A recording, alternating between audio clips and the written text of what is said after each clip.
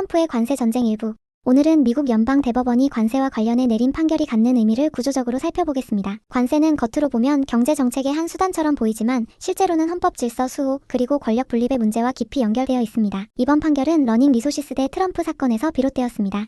대법원은 6대3으로 트럼프 행정부의 상호 관세 부과가 위법하다고 판결했습니다. 이는 미국의 통상 정책은 물론 세계 경제에까지 광범위한 영향을 미칠 수 있는 중요한 사건입니다. 핵심 쟁점은 트럼프가 국제비상경제권한법 IEEPA를 근거로 대규모 관세를 부과할 권한이 있는지 여부였습니다. 대법원은 세금 및 관세 부과 권한은 의회에 있으며 트럼프의 행위는 권한을 넘어선 것이라고 판단했습니다. 이번 판결의 법리적 근거로 제시된 것은 주요 질문 교리입니다.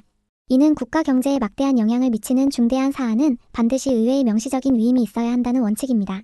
다시 말해 중요한 경제정책은 대통령이 법률을 자의적으로 해석하여 추진할 수 없다는 의미입니다. 미국 헌법은 과세 권한을 기본적으로 의회에 부여하고 있습니다. 관세 역시 원칙적으로는 의회 입법 권한에 속합니다.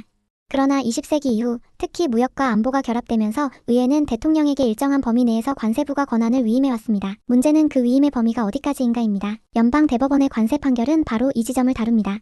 대통령이 국가 안보나 긴급 상황을 이유로 광범위한 관세를 부과했을 때 그것이 헌법이 허용하는 범위 안에 있는지 아니면 입법 권한을 과도하게 침해한 것인지를 판단하는 것입니다.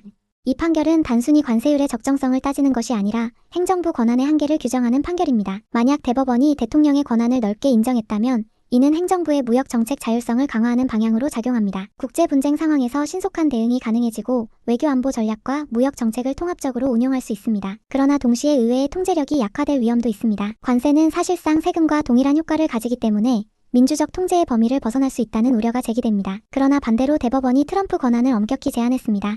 이는 권력 분립 원칙을 강화하는 방향입니다. 관세 부과는 명확한 입법적 근거와 구체적 기준이 필요하다는 메시지가 됩니다.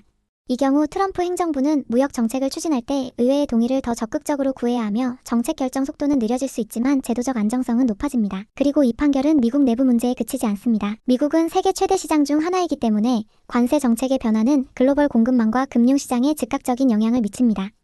대법원이 트럼프의 재량을 제한하는 판결을 내렸기에 국제사회는 미국 무역 정책의 예측 가능성이 높아졌다고 평가할 수 있습니다. 반대로 행정부의 재량을 폭넓게 인정했다면 무역 정책은 보다 정치적 변수에 민감하게 반응할 가능성이 커집니다. 또 하나 중요한 점은 사법부의 역할입니다. 연방 대법원은 경제 정책 자체를 설계하지는 않지만 그 정책이 헌법의 틀 안에 있는지를 판단합니다. 따라서 관세 판결은 사법부가 경제통상 영역에서도 적극적으로 헌법적 통제를 행사할 수 있음을 보여주는 사례가 될 것입니다. 이 판결은 결국 관세 뒤에 숨어있는 미국 헌법의 권력 구조를 상징하는 역사적인 사건인 것입니다. 오늘의 정보가 죄송합니다. 유익하셨나요?